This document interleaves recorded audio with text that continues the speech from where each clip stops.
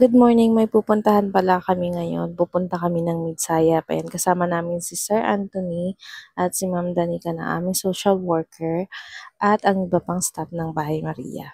Dito ako pumesto banda sa may bintana kasi mahangin. Biyahilo kasi tayo eh. At fast forward na tayo. So, nandito na kami sa may Libungan. 64th founding anniversary pala ng Libungan. Kaya pala may mga ganito kaming nadaanan. At isa shoutout ko na din pala ang mga Karancho Libungan chapter na nakita ko kanina sa daan. Yan, trip na trip yung araw na sa daan sila. Ganyan talaga ang mga Karancho. Fast forward na, nandito na kami pala sa St. Jude Annex. Nakarating na din kami sa wakas. Annex lang kayo. Hindi kayo sa main. Birthday annex lang pala kayo. Main kami. Ang bata! Huwag niyong iwan. Gatong pagpaan. Morning! At nandito na din kami sa loob. Pumasok na din kami. At maya-maya lang, mag-uumpisa na din yung kanilang orientation. So, ganda-gandahan muna kami dito sa gilid. Ayan, habang fresh pa. Bilang Bahay Maria.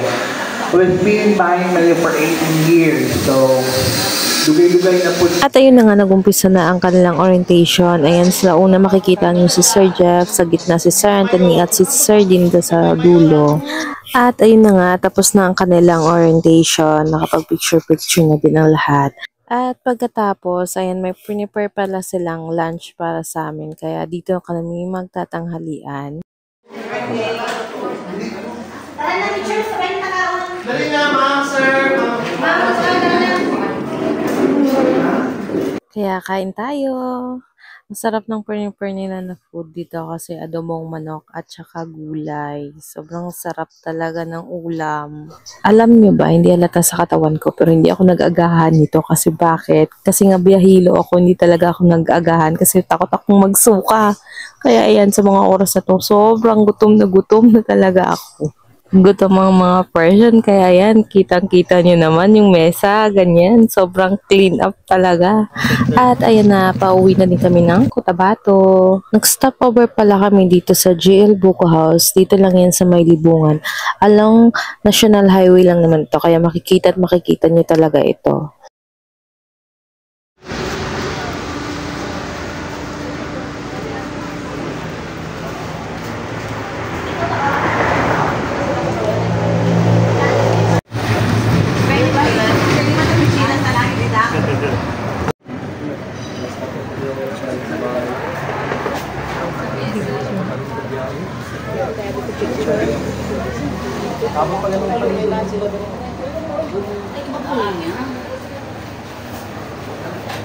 Tag na lang kasi ang reels. Thank you.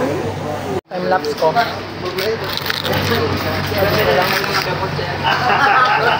Yung buko. Mura lang yan po siya po.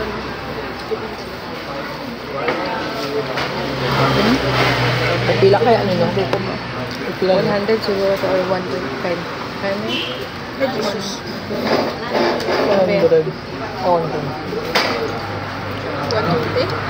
Sobrang busog na ang person. Akala mo pag busog tatahimik na. Sobrang ingay po talaga namin. Pabalik na talaga kami nito ng Cotabato City. At thank you pala kay Sir Anthony sa palibre niyo pong halo-halo para sa amin. At yun na nga po ang ating gana for today's video. Thank you po sa panonood.